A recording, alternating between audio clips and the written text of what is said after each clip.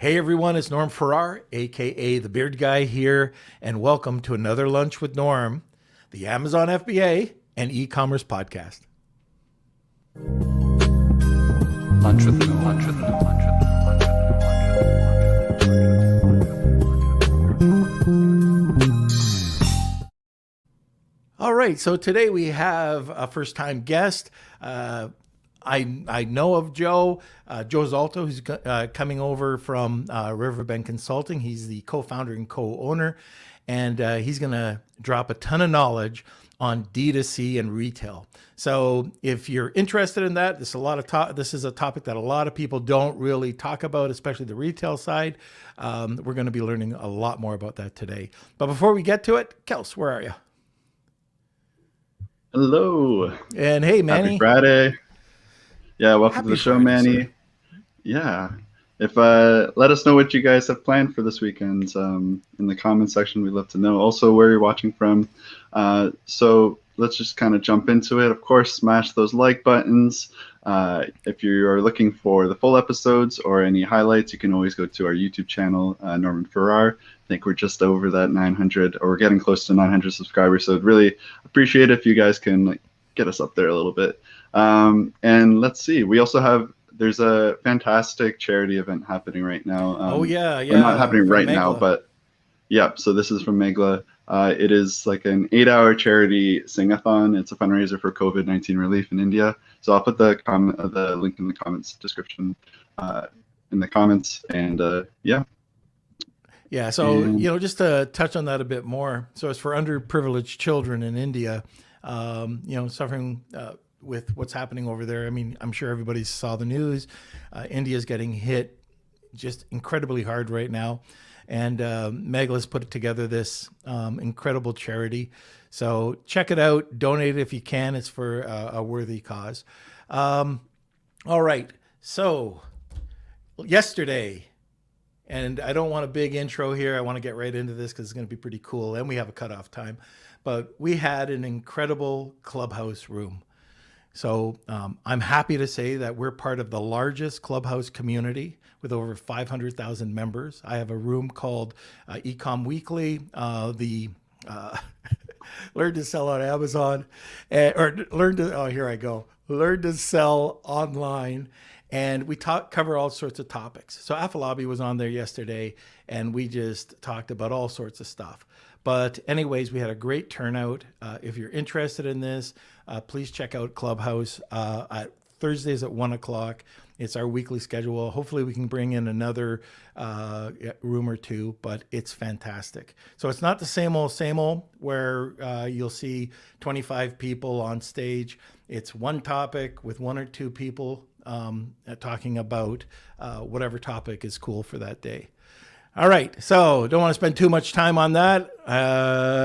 Let's see. Kelsey, do you have anything else to say? Did you forget anything? Do I have to remind you about something? I think we got it. Just one little thing before we get started. We do have our Patreon going up. It's June 1st is going to be the first day of it. We're kind of revamping everything. There's tons of stuff happening in there. Cool. Yeah. So we have tiers from like $3, $30, and $75. So just check it out. It's like a monthly subscription service. But anyways, I don't want to take up too much time. And I think that's it. Okay, so there we go. Kelsey's off the screen. All right, so if you have any comments, just throw it over into the comment section. We'll try to answer all the questions as they come up. But if we do miss a couple, you can always catch those questions, and we try to answer them in the group. So sit back, relax, grab a cup of coffee, and enjoy this episode. Where are you, sir?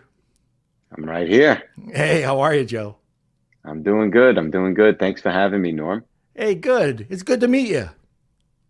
Yeah, I've seen your picture everywhere, and I said to you right before, we were in the waiting room, I said that beard is even more glorious than it is on Instagram and Facebook. In person, you got some serious length there. It's very nice.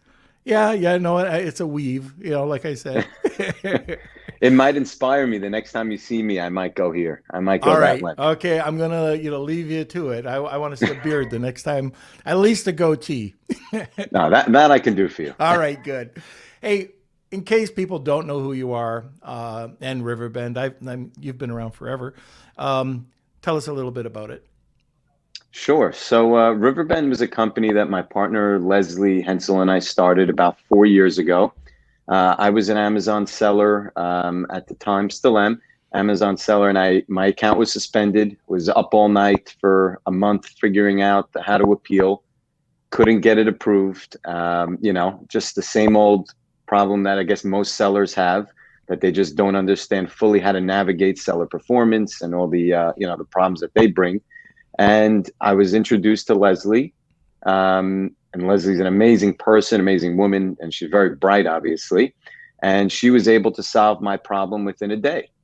So obviously, I knew that was the beginning of an important relationship with us. And over the next few months, we decided to open up a company that helped Amazon sellers with similar issues with either ASIN suspensions or takedowns or account deactivations and things like that. And that's how we started the company 4 years ago. And since then, it has been really an unbelievable ride. Nothing that I've ever probably even dreamed of at the time when we started. Now we're over 50 employees strong in the U.S. We are, we've expanded our offerings to a few things other than just suspensions. We do a lot of preventative work for some of the largest sellers on Amazon, all the way down to new sellers as well. We deal with all different problems. And it's a very wide range of problems, as you know, right now on Amazon. It seems like almost every day they come out with something new that you have to be aware of. And in addition to that, it's given us the opportunity to launch some new products that help people really drive their business. So we don't only protect and help them when they're in crisis mode, but we also offer some interesting services that can help propel their best-selling ASINs or their brand to the next level. So that's the story of Riverbend, and I'm very proud to say that story. All right, Joe, thanks. Now, we're going to have a giveaway today. So why don't we just get into that right now? What is the giveaway today? So we're going to give away a free assessment. So it's an account health assessment. Basically, it's done by one of our ex-Amazon people. And they do a very comprehensive assessment on your account and point out all the risk levels.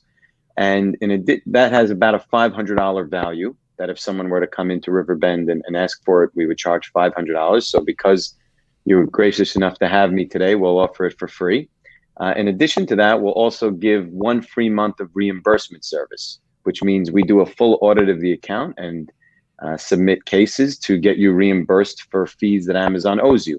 Normally, we would charge a percentage of that fee. Of the funds that we recovered, but for the first month, we'll waive those fees.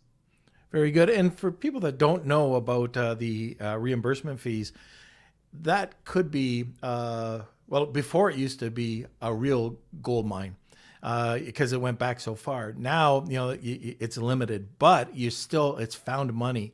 So, oh yeah, if you're just learning about this, going back and claiming what is rightfully yours, it is a skill. If you do it yourself, you might get nothing. You might get a few bucks. If you go with a company that usually the way the model is the company does it for free, and they take a percentage of the reimbursement. Is that correct? The recovered funds, yes. The recovered funds. We have a team that's some of them are ex-Amazon and they used to work in the seller supports team at Amazon. So we file those cases manually. We do all the reports to find where those missing dollars are. We file, and whatever Amazon approves, for example, if they approve $100, you get to keep a big portion of that, and then we just get like a finder's fee, so to speak. Got it. So it is something that if you haven't looked into, you got to look into it, because there's lost inventory. There's all sorts of things that you don't know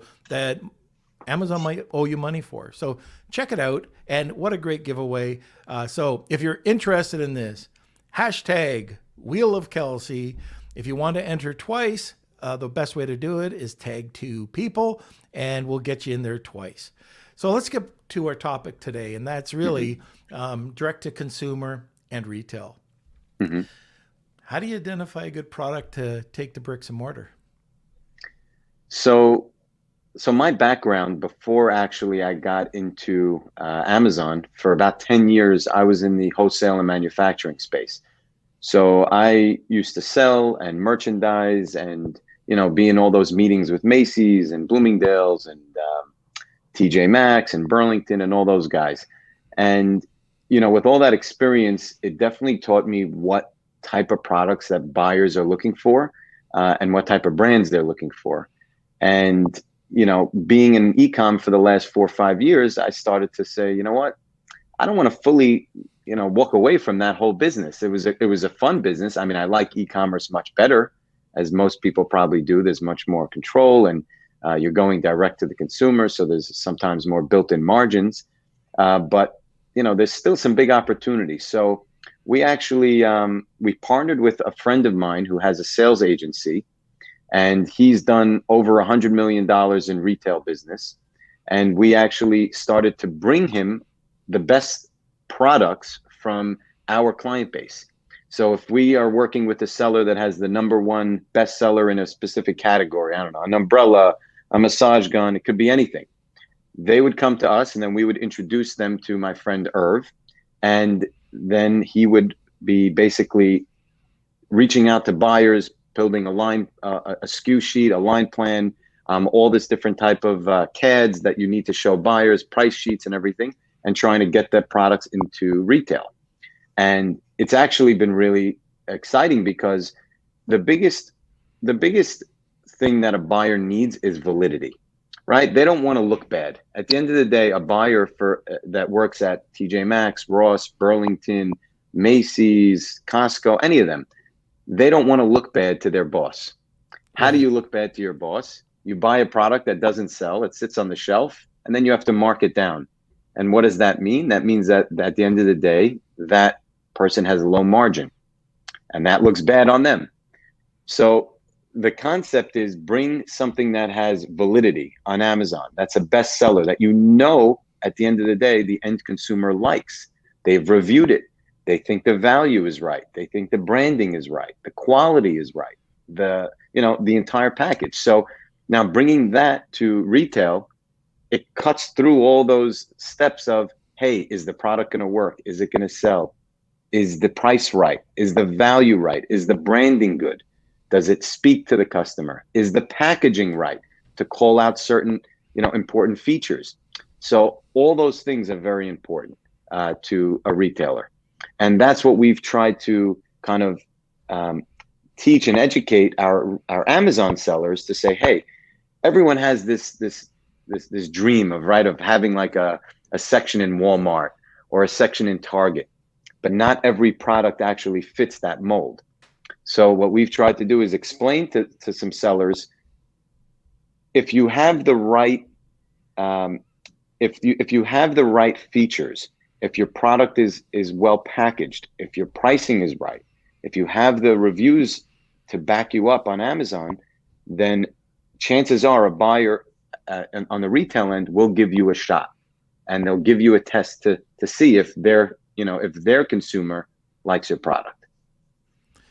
I was talking to a person earlier this morning, and they have a variety of different brands. And what they had to do is cheapen the brand. It was a calculated decision, but on Amazon, it was almost double the price. But to get into retail, to hit the spot where that retailer was looking for, they had to almost rebrand, cheapen the price, get it in, but you got tons of volume, just less margin. It worked out for them, but it's funny because it's just 100% coincidence, but that's a decision sometimes you've got to look at when you're going into retail. Most of the time, I'm agreeing 100%. It's about the brand. We hear some people come on and say the complete opposite. Brand sucks. Why waste your time? Just move product, keep your winners, and then move on. And I'm kind of the opposite. I've been involved with branding forever, and building a proper brand. I think I'm on board with you. If you're going to a buyer and you can show established sales at an established price, why wouldn't they dig into it? Especially if you've got a little bit of margin built into it. So anyways, that's just me being long-winded. If anybody has any questions, for Joe, this is a great topic. We don't talk about it enough. People are usually thinking about, Amazon, the one-legged stool. We've got to diversify. Look what happened on the weekend. Look what happened on the weekend. There was a major glitch. Organic sales were off. You couldn't find them. There was a glitch. It came back. But what happens if you get one of those bloody emails too that just suspend you for no bloody reason, or pesticides or whatever it would be?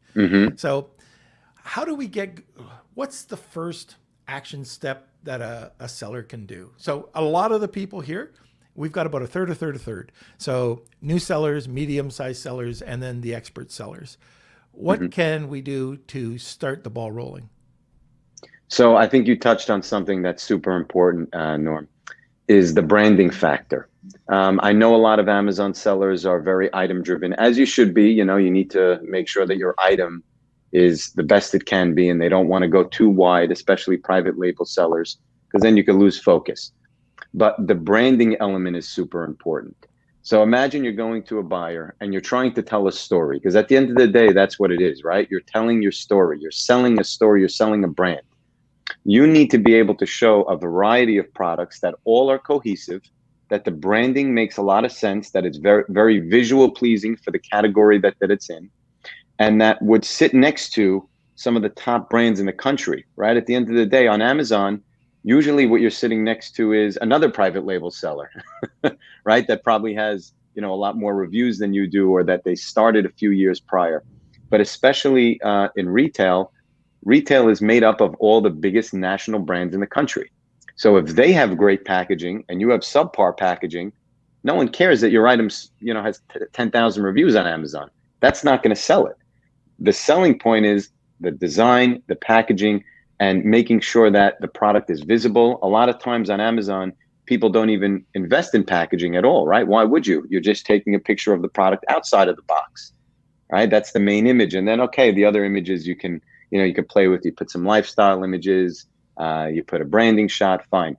But to make sure that a product sells at retail, you need some nice packaging. And they also need to see the product. So putting like a little piece of plastic there so it's see-through, so they can have a picture of the packaging, but then actually see the product. That's very helpful. Another thing on Amazon that you never want to do is you never want to waste space, right? So if you're putting it in the most compact bag or seal or whatever you can to make sure that the fees are the lowest. But at retail, it's the exact opposite. You want your product to stand out. So you would want to invest in nice packaging, right?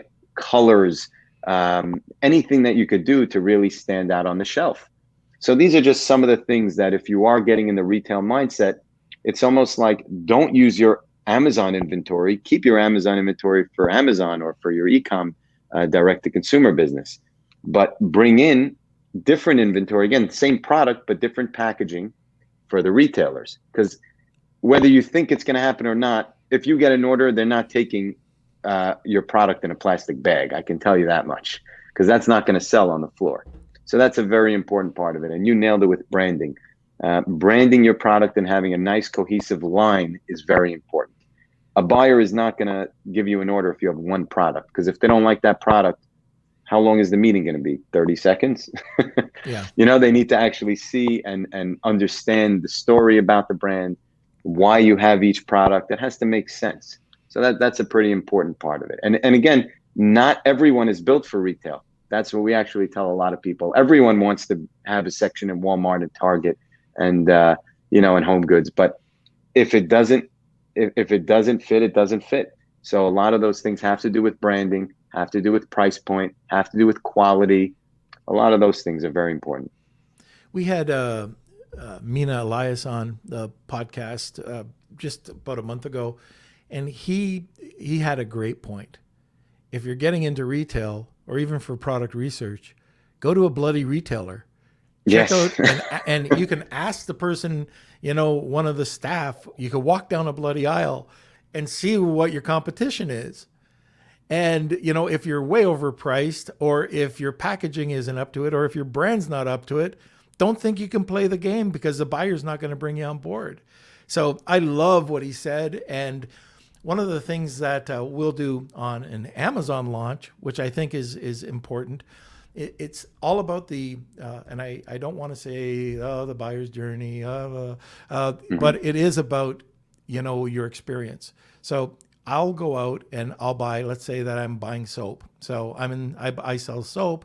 All right, I'll buy, 5 of the top competitors, and I want to see what that experience is. I want to receive it. I want to open it. I want to see the packaging. I want to smell it. And I want to see if I can improve and do the small things that might get me in the door or get people to buy on a recurring basis. So, those are just a few things. I think human senses, touch, feel, smell, are very important when it comes to this. Well, Norm, think of it this way, right? Amazon sellers are so, I don't want to say spoiled, but they have all these tools, at their fingertips, Jungle Scout, Helium 10. You're doing all your product research beforehand, right? Before all those tools existed and before the internet existed and before people sold on Amazon, guess what we used to do? 10 years ago, I went store shopping, right? I would go to actually 3 different types of stores. And this is actually very important if someone is going to take retail seriously. You go to 3 different tiers. You go to the department store level, which is department stores are considered, Macy's. You can go to Kohl's, you can go to JCPenney, you can go to Bloomingdale's, Nordstrom, Neiman's, those guys. And by the way, those guys also have outlets. So there's, what's it called? Saks Off Fifth. There's, Nordstrom Rack. Those guys are very open to testing things because they have open dollars constantly. They don't plan 6-8 months out like the actual department stores do. So those are great targets for people to go after. So that's a department store stage. Then there's mass, right, which is Walmart, Target, Costco. Those guys plan way in advance, but it's also good to see what's on their floor because they're not taking things that aren't selling, right? They only replenish items that are usually very good, and they're dealing with big national brands. And then there's the last kind of tier, which is super important, I think, to a lot of the people on Amazon, is the off-pricers, right? So the off-price market is actually the biggest growth market in all of retail. Why? Because they have great prices. It's a treasure hunt, and people are going in. They have to pick it up and walk out with it. Otherwise, it may not be there next time. And those guys have tremendous amount of growth right now between all the categories. So there's the TJ Maxx and Ross and Burlington's. Then there's the Five Belows. Then there's the Big Lots. Those guys are just growing and growing. And if you can get some good traction in there, that can lead to thousands and thousands of units as upfront orders 6-7 months in. So again, you said it before, everyone D2C, and selling on Amazon is used to getting paid, one piece at a time. And again, that's not so easy for your cash flow. But imagine getting an order for 50,000 or 100,000 units and being paid in 30 or 60 days outright. That's great for your cash flow. So imagine what you could do with that. And I think that's the benefit of, also diversifying, where, like you said, if one of your items gets, delisted for whatever reason, or something that I've seen a lot that no one likes to talk about because they're afraid to mess with Amazon retail, but Amazon is launching a ton of, Amazon Basics products. They're also launching a lot of their own, the brands that they work with, that they have vendor relationships with. Those brands somehow magically take up the top 10 spots, even on new launches, right? I just was talking to one of my biggest customers, and he said, well, I've been in the underwear business for 5-10 years. I have 10-15,000 reviews on my underwear, and I'm in the top 10 spots for all the main terms. Well, Amazon has a deal with Adidas. They just launched 10 new listings, and 5 of them are in the top 10 spots with 50, 60, 70 reviews. So now his sales went way down. At the end of the day, some things you just can't control, right? Right. But if you're diversified, you have, multiple streams of income. Okay, so just before we get to the next question, just a reminder, Joe is giving away a consultation or an audit. He's going to dive deep into your listings. And you were telling me about, the how complex or how what's the comprehensive word? That's the word. Jeez, that's it. Okay, so how comprehensive the audit really is. It's about a $500 audit. If you were going to go to the site and pay for it, he's going to give that away, as well as 1 month worth of the reimbursement fees. So it's a great little prize. Look, hashtag Wheel of Kelsey. If you want to enter twice, it's just tag 2 people and you'll be entered twice. One of the areas that I'm big on, and I don't know for direct to consumer, if what your thoughts are on this, but I like building up authority. So on Amazon, I know people are going to go off of Amazon to look for my brand because it's a micro brand. People have never heard of it. But if I can build up the authority, like through press releases or through content or through images, through video, through influencers, and I can get ranked on Google, that helps build this authority. In my eyes, authority builds trust, and trust builds sales. Is it important that way as well? Is it important to have that authority so when the buyer looks for you, that they can see consistency of the brand on the website, social media, on Google? How important that is that to D2C? Oh, I need to show you something. So I'm gonna actually act out something that happened to me a few months ago. So I sat in on a meeting with my partner who was presenting to a retailer, and we're sitting across from the buyer. We actually know this buyer for a long time. We tell them the brand. They immediately stopped looking at us, right? And what did they do? They went down on their phone. And they went like this for the next 15 minutes without even talking to us. Didn't matter what we showed them. Didn't matter what the prices were, anything. She looked, we saw what she was doing. She looked on Instagram, how many followers, what the content looked like. She looked at the website. She looked at, obviously, Amazon. She looked at, Google to see if there was any, like you said, press or any other articles about the brand. That's very important, Norm. That's a great point you made. They do like the story. They need to know that there is an audience for it. And again, it all comes down to these buyers not wanting to take a chance and looking bad if the product doesn't sell. So all those things are very important. And that's why only a select few are able to get their product into retail. It's the same way if you were to become a bestseller on Amazon. It's usually not a mistake, is it? Right? It's a great product with multiple variations, every size. It's a great shopping experience. They have a video, they have all the best pictures, they have the best EBC, right? The best price, and they're doing tons of advertising. These things aren't a mistake. I think people sometimes think like, oh, someone got lucky or they're cheating the system. Very few people actually do that and last and keep their spots. It's the same thing with retail. If you have the story, if you have the product, and you've invested time into what you're doing, and there's quality there, the buyer will see that. One of the other things I'm interested to hear what your take is on, I've got an Amazon business. I want to go over to retail.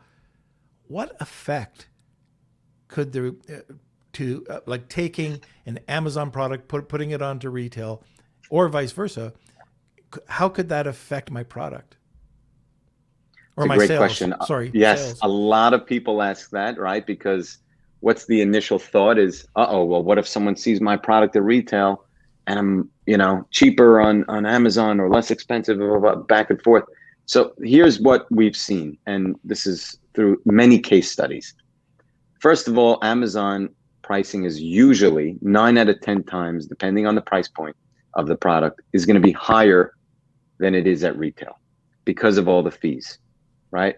So if you could take, let's say, an item that you would sell wholesale to a retailer for $10, right? So, Norm, you're good at math or no? I suck at math. All right, so I'll go through it slowly. I'm pretty good at math. So you start at $10, right? So that's the price that you would sell to a retailer. And what do? They call it Keystone. Keystone is a 50% markup. So you sell it for 10 to them, they sell it for 20 in their stores. So as long as it sells pretty well with very limited markdowns, they'll be between 45 and 50% margins on their end. They're good with that. Now take that same $10 price that you sold it to the retailer, right? Your cost on that as an Amazon seller or a manufacturer is probably between $6 and $7, right? maybe even less in some cases if you're really good at sourcing and you're buying a lot of volume. So what price would that item be on Amazon? Probably between $25 and $30, right? Between all the fees and all the marketing and all the storage and, you know, the inbound fees, the return processing fees and all that, you'd probably be between $25 and $30. Okay. So in almost all situations, your Amazon price will be higher than your retail price. Now, there's two things that why that is okay. Number one, if someone walks into a retail store, they're very rarely going to walk out of that retail store if they went to buy something, right? Especially if it's at a discount store or if it's at a department store. They're going to go in there, they're shopping, they're buying other things, right? They're going to buy their kids' clothes, their husband something, their mother something, they're buying toiletries, whatever. They're going and they're buying a bunch of stuff and then they're leaving. On Amazon, a lot of people, what do? They go, they look for the exact item that they want. They buy it, they put it in their cart, and they check out in 2 seconds because they just have to swipe. So very rarely do people go to a store and walk out. So now, number one, you got the sale at retail. Now, how does that help your Amazon business? It's marketing. It's free, not free, but it's marketing.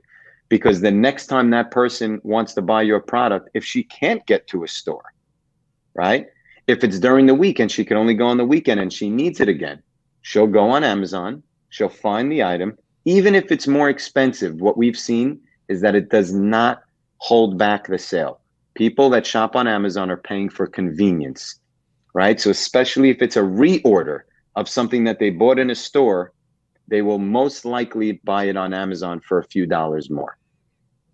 And then it works the other way around too. If someone is buying something on Amazon constantly and then they see that item at retail, they'll buy it because they'll say, well, I'm already in the store. It's a few dollars less. I'll just buy it. That doesn't hold them back from buying it again on Amazon the next time they want to be lazy and not get off their couch. So it kind of does work both ways. Was that clear?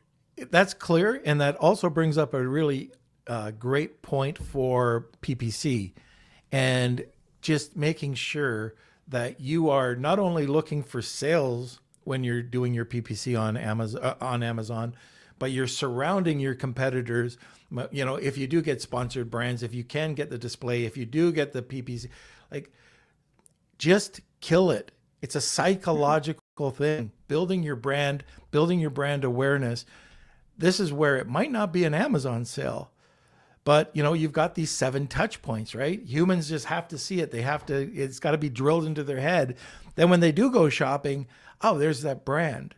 They don't know why they want to get that brand, you know, and they buy it. So that works, although it can get a little, you know, expensive, but in the, you know, for the long haul, it works really great.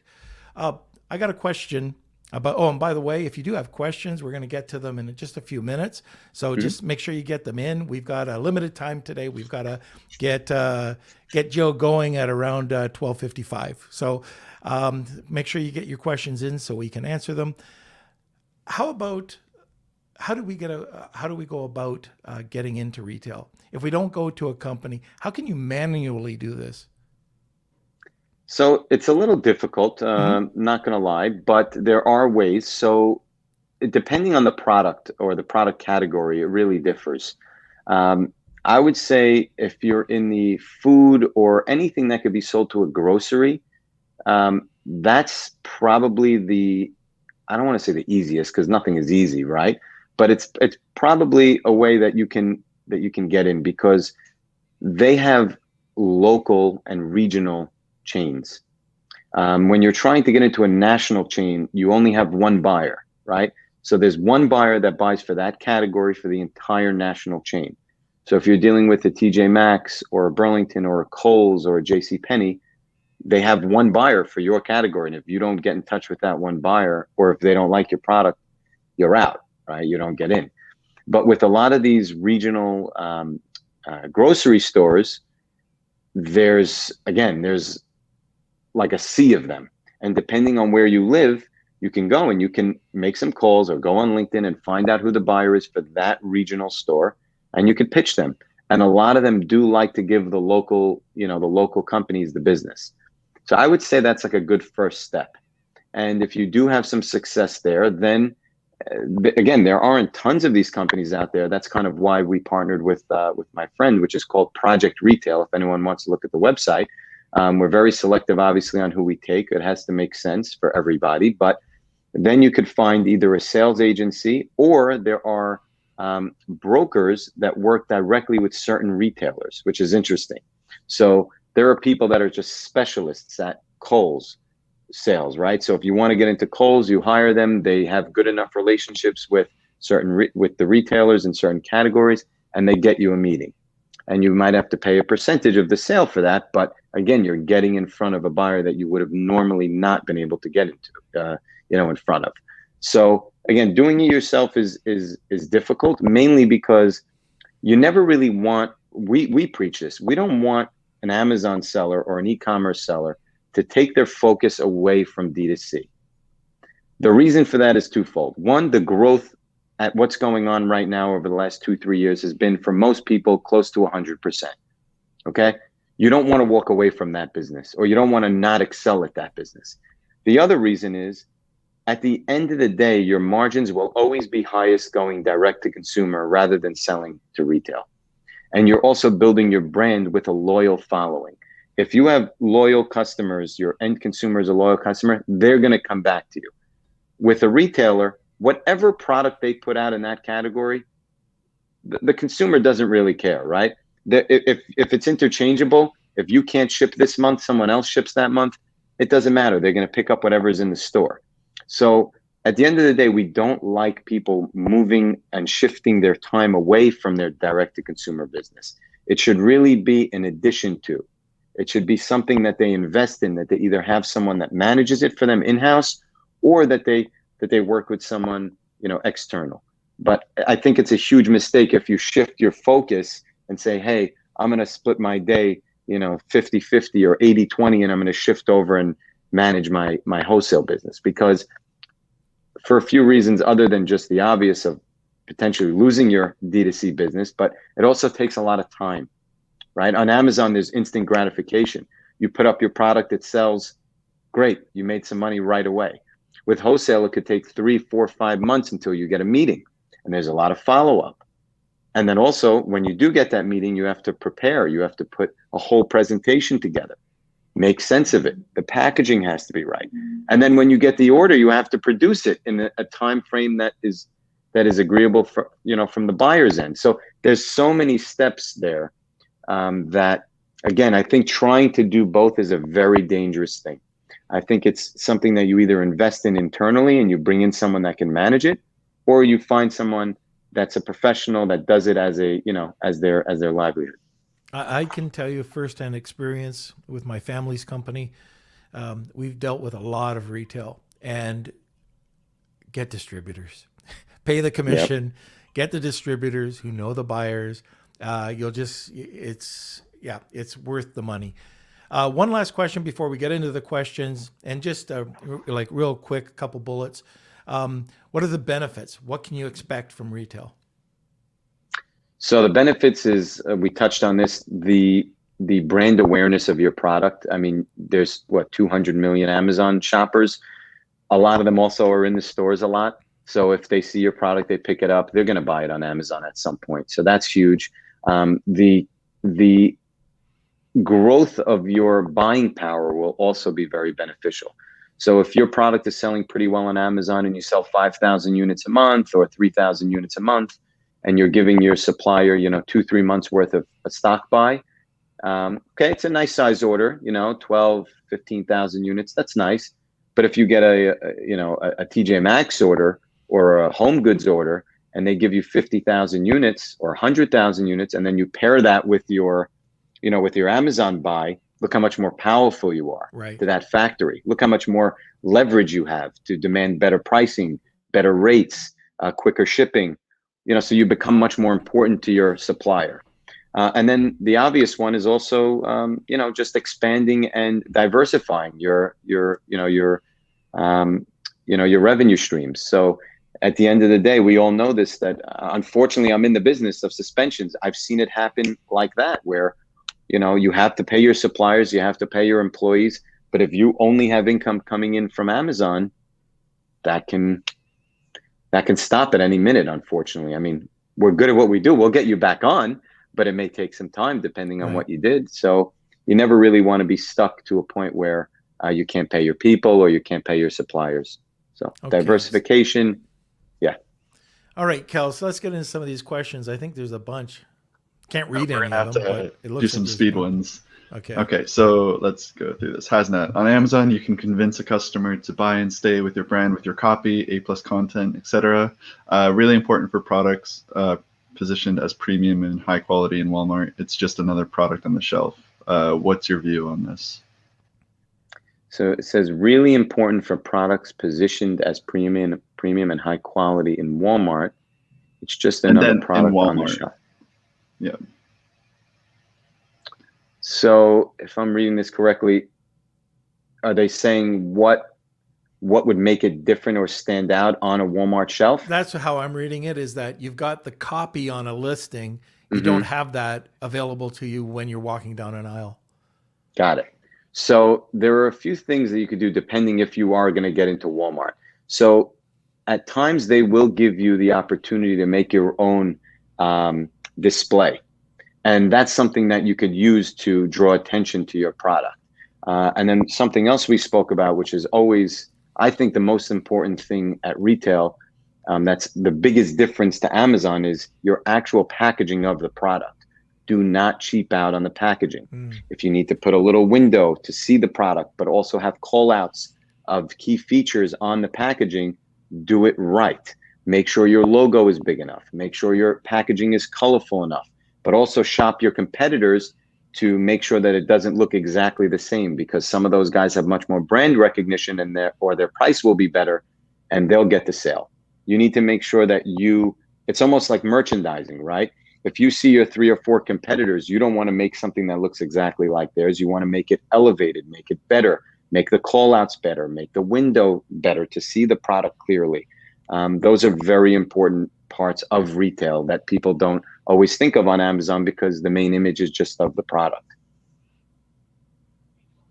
Okay, great. From Simon, can you tell us about the payment terms and built-in discounts required by the big box retailers? It's a great question. So that's something that we get a lot of.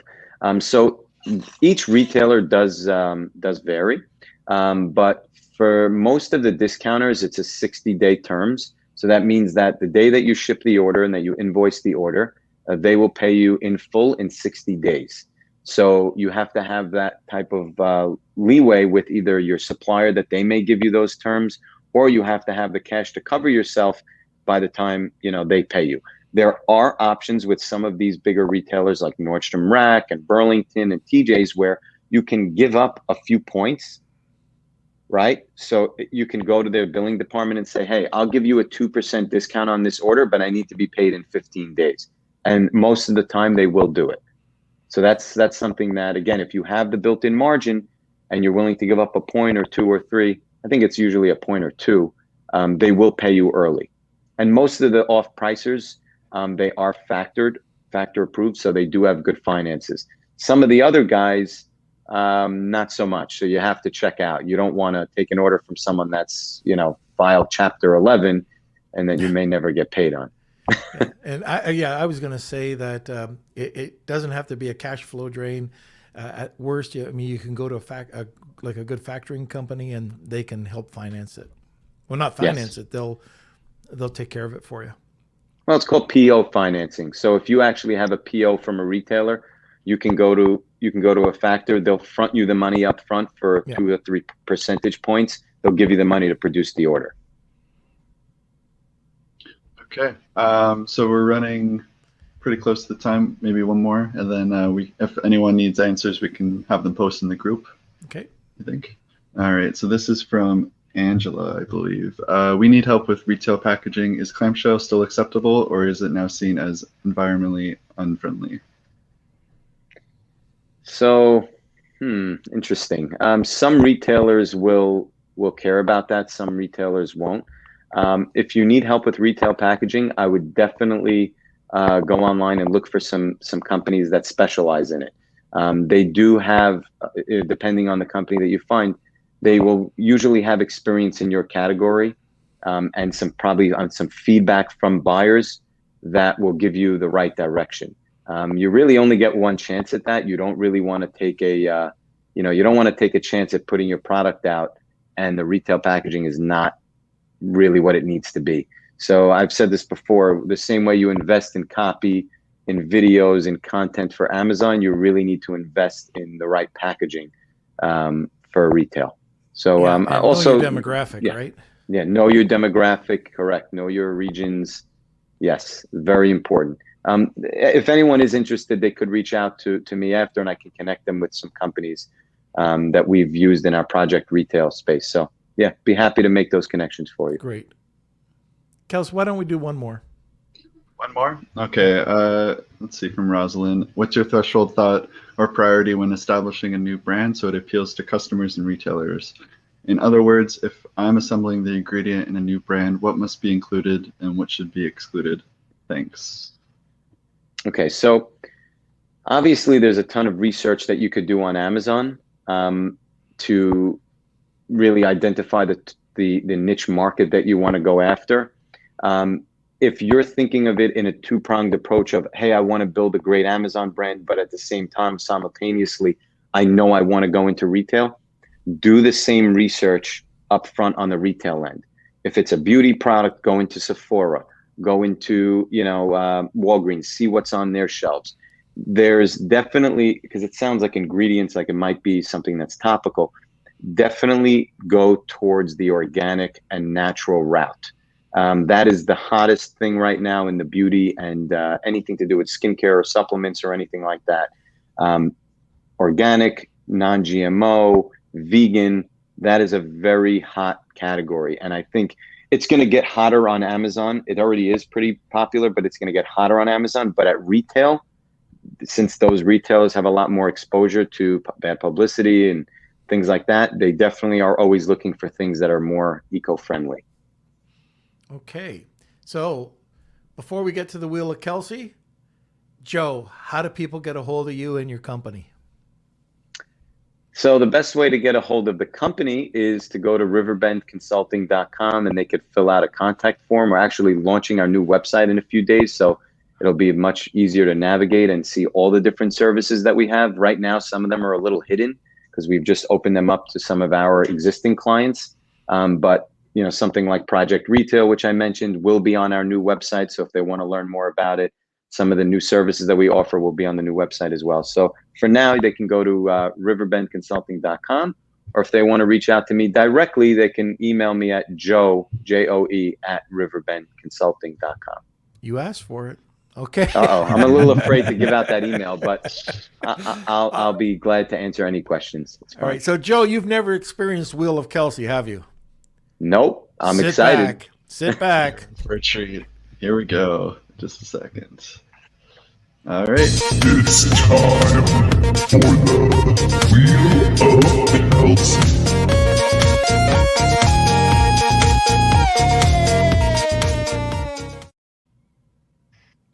All right. Wheel of Kelsey. Here we go. So thank you for everyone who entered, and we'll give this a spin. All right. So 3, 2, 1.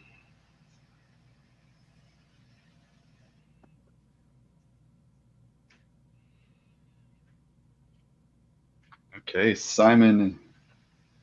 All right, Simon. Very good. Okay, so Simon, you can contact me at k@lunchwithnorm.com. I believe I have all your information, and I'll connect you with Joe. And yes, thank you, everyone. Just thinking about Simon, who's got products that the royal family use? Who's got products that David Beckham's kids use? I mean, it's crazy. We had him on the podcast a little while ago, and he just blew me away. But anyways, Simon, this will be great for you. I think that's it. Joe, thank you. Norm, my pleasure. And I made your cutoff 3 minutes early. How's that? No, you did great. I really had a great time speaking with you. You're as smart and as handsome as I heard, and I'm very happy to be on here. And hopefully we could speak again soon. Great. Okay, thanks a lot, Joe. Take care, guys. All right, see you. Kelsey, let's talk Yes. about Megla's event. So put it back up there and just let everybody know that this event is, for the underprivileged kids. There's problems happening in India right now with COVID. It's horrible what's happening over there. And one of our friends is putting on a 6 or 8 hour sing-a-thon? 8 hour. 8 hour, oh my gosh.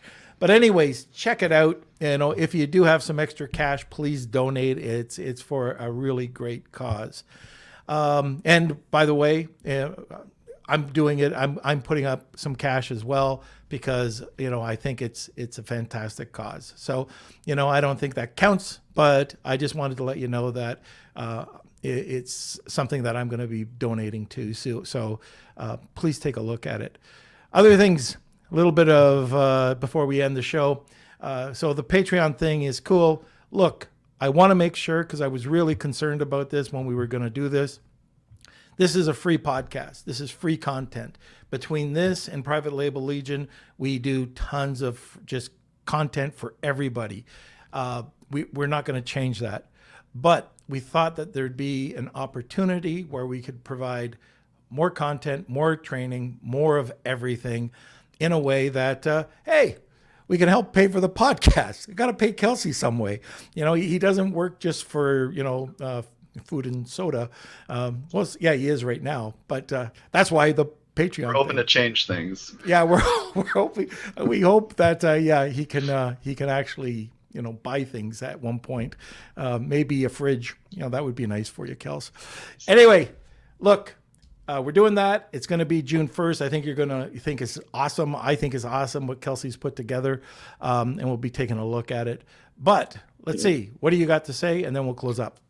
So for those that don't know, Patreon is like a monthly subscription service. So I don't want to take up too much time, but I just want to show you guys, I think, actually see what we're offering might be just a good thing. So stick around if you want to see this, but this is our Patreon right now. Basically, there's 3 different tiers for those listening as a podcast only. There's a bronze, gold, and platinum level beards, and then each one has a bunch of different perks. So our most expensive is the platinum, which is $75, and that's something where you can get free month of Centurion League. There's free press releases that are involved. You get a monthly AMA. You get a hot seat with Norm. As like a private small group, monthly guest lessons. So there's a bunch of great stuff you can see. So and then like free merch. Yeah. Yeah. So I didn't know we were doing that today, by the way, Kels. But as you can see, like if you're investing and helping us, we're giving back tenfold. So anyways, that's June 1st. If you like it, great. If you don't, hey, just stay tuned, to Lunch with Norm. Okay. So if you liked what you heard today, because Kelsey didn't do his job, smash those likes, hit the subscribe button, ring a bell, do whatever you do in social media. We'd love to have you in our community. We do have a community, a Facebook group that is growing, tons of engagement in there. And that's great. What's that? I'm just saying I'm loving it. Like Simon, woohoo! I saw that Fatiha had a question that was urgent, and I think our nation helped out and kind of jumped on it. Just trying to do our best. I saw that yesterday. So in the nation, Fatia had an urgent question, and I saw a couple of people hop on it immediately and help solve her problem. So I mean, these are the things that we do as a group, and I love it. And I want to thank everybody who's being part of our community. I know it's been a long closing, but anyways, thank you. Join us every Monday, Wednesday, Friday at noon Eastern Standard Time. And once again, I can't thank you guys enough for being part of the community. Kelsey and I love doing this podcast. We love you guys hearing from us, and we love you being in our community. Like I just said, oh my God, I'm going senile, Kels. You're gonna have to pay for something in my old age. Get me in a home or something. But that's why we got the Patreon. Oh, thank you. That's how you're gonna do it. Anyways, thanks guys, and we'll see you next week. Or Lunch with